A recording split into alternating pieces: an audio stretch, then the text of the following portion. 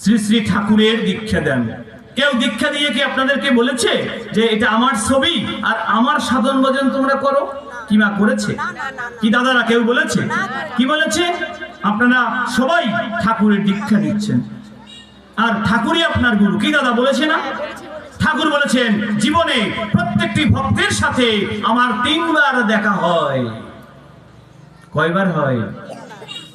কয়বার হয়? 3 বার। কখন হয়? প্রথমবার দেখা হয় দীক্ষার সময়। প্রথমবার দেখা হয় দীক্ষার সময়।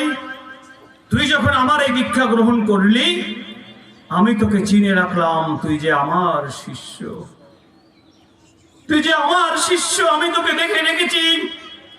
তোর সাথে জীবনে আমার প্রথমবারের মতো দেখা হলো মনি। দ্বিতীয়বার দেখা হয় প্রতিদিনকার ইষ্টভৃতির সময়। আমি অতি প্রত্যুষে উঠে হাত পেতে বসে থাকি। তোরা আমার কাছে যে যা দিস আমার হাতে এসে পড়ে, আমি তখন তোকে দেখে নেই। আর এই দীক্ষা যে কার্যকারী খুব ভালো ভূমিকা রাখে, সকাল বিকাল প্রার্থনা করে, ইষ্টভৃতি করে, নাম জপ করে, তাকে মাঝে মাঝে আমি স্বপ্নে দেখা দেই।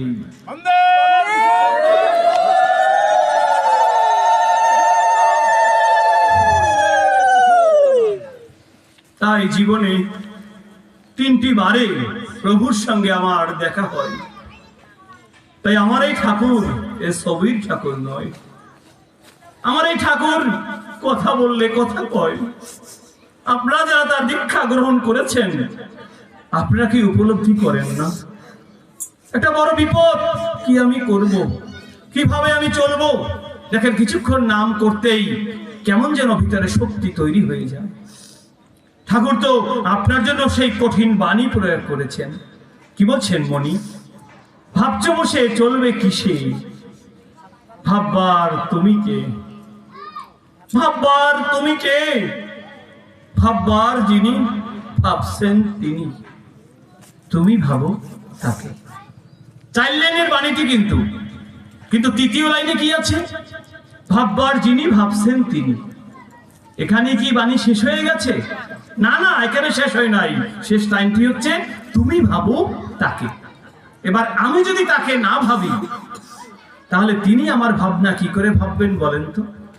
তাই অনেক পরিবারে দাদারা খুব ইষ্টপ্রাণ, মায়েরা তাদের শত্রু। স্বামী উঠে প্রার্থনা করছে আর স্ত্রীরা বলছে ঘুমাও, অত প্রার্থনা শত্রু কি আছে দরকার? যদিও আপনার দেশে এসব কেউ বলে না, না না না, দিনাজপুরের মানুষ এটা বলতেই পারে না। আবার অনেক মায়ের আছে খুব ইষ্টপ্রাণ, কিন্তু দাদারা আবার ঘুমায়। অত ঠাকুর ঠাকুর করার কি দরকার আছে? এবারে অন্য দেশের কথা বলছি, কিন্তু এই দিনাজপুরের কথা বলি না। দিনাজপুরে নাই এই ধরনের ভক্ত। তাই দিনাজপুরে দাদারা মায়েরা সবাই মিলে প্রার্থনা করে আর ছেলে মেয়েকে ডেকে বলছে ওঠ মনি, প্রার্থনার সময় হয়ে গেছে। তাই আসলে আমাদের যে অনুষ্ঠান, এটি 1.5 থেকে 2 ঘন্টা। আচার্যদেবের ফিক্স টাইম, সেটি উৎসব হোক, বড় প্রোগ্রাম হোক, যেখানেই হোক। আর এটা ছাড়াও আপনারা ভান্ডারার একটা প্রসাদের কিন্তু দুপুরে আয়োজন করেছেন, কারণ ক্ষুধার রাজ্যে এই পৃথিবী গদ্যময়। তবে বেলা 3টা প্লাস হয়ে গেছে। আচ্ছা, সন্ধ্যা পর্যন্ত যদি আলোচনাটা চলে, আপনারা কি শুনবেন? কে কে আছেন শুনবেন? একটু হাত তোলা দেন তো। জয় গুরু। আসলে দেখলাম সবার হাত তোলা হয়েছে। আমি খুব খুশি, আমি খুব আনন্দিত, আমি খুব গর্বিত।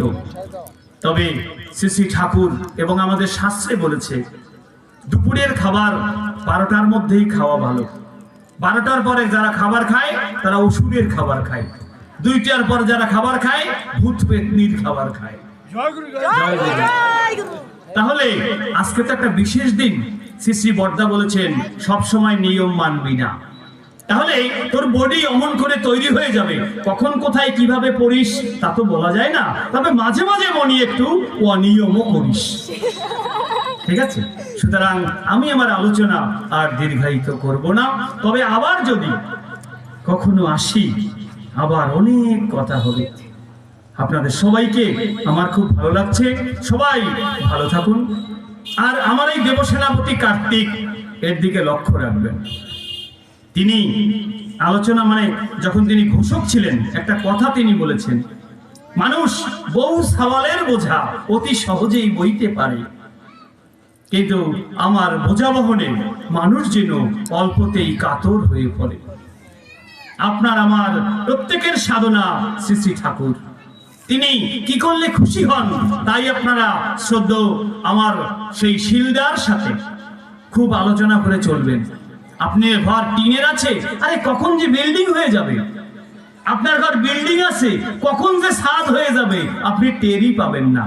আর উৎসব আসলে টাকা সর সর সর সর করে পকেট থেকে ছাড়বেন, কিন্তু আমরা পকেটে টাকাও আছে, কিন্তু হাত ঢুকিয়ে দিয়েছি দেব বলে, হাতে লাগেও কিন্তু উঠানের সময় 20 টাকা। মা এত কম দিয়ে কি হয়, এইবার নেন তো, এবার নেন, সামনের বছর দেখা যাবে। ভগবান শ্রী রামকৃষ্ণ বলছেন, সোনমণি, 2 জনের টাকা, একজন ব্যক্তির টাকা যে কৃপণ হয় তার টাকা 2 জনে খাইয়ে ফেলে।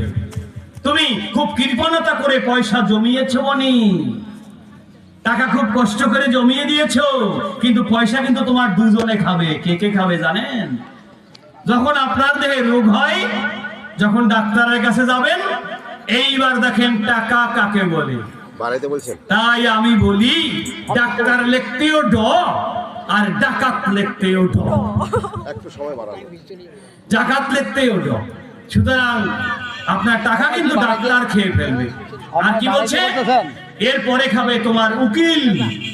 মামলায় যদি তুমি বাজো, এইবার বুঝবো টাকা কারে বলে।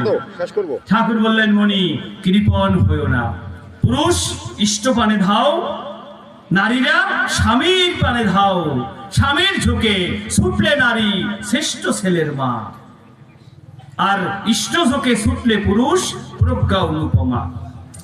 তাই দুঃখ কষ্ট আমাদের জীবনে আসবেই। ঠাকুর বলছেন, মনি আমি যাকে মনে করি ওর ছেলের দরকার, আমি তাকে, তার স্ত্রীর গর্ভে যত সন্তান আসে তাকে আমি ছেলেই দিয়ে থাকি। আমি যাকে মনে করি যার মেয়ের দরকার, আমি তাকে মেয়েই দেই।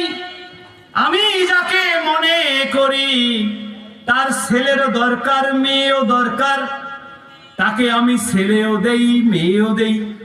আবার আমি যাকে মনে করি যার ছেলেরও দরকার নাই, মেয়েরও দরকার নাই, তাকে আমি ছেলেও দেই না মেয়েও দেই না। তাই আবার যখন মনে করি সময় হলেই আমি আবার ফেরত দিয়ে দেব। সুতরাং চিন্তার কিছু নেই, দুঃখের কিছু নেই। আসুন আমরা সবাই পরবর্তী প্রোগ্রামগুলো যেন আরো বড় করে করি, কারণ সৎসঙ্গ এই জীবন বৃদ্ধির কথা বলি। আর আমরাও সেই মানুষকে যারা এখনো ঠাকুরের দীক্ষা গ্রহণ করেন নাই, আপনারা আসুন, আসেন এবং আপনারা উপলব্ধি করুন সৎসঙ্গ কাকে বলে।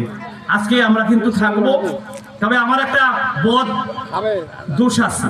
দোষটি হচ্ছে, এলাকায় আসলে আমি একটু সময় নিয়ে আসি, অনেক দূর থেকে আসি তো, সবার বাড়িতে একটু ঘোরার ইচ্ছা, সবার বাড়িতে যাওয়ার ইচ্ছা, এই ইচ্ছাটা আমার আছে। তাই আজকের দিন থাকবো, আপনারা আসুন, ঠাকুরের সৎসঙ্গ করুন।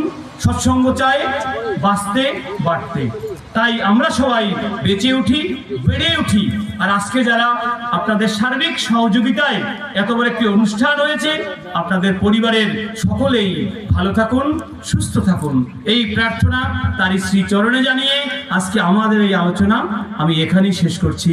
সবাই একবার বলি, জয় গুরু, জয় গুরু, জয় গুরু।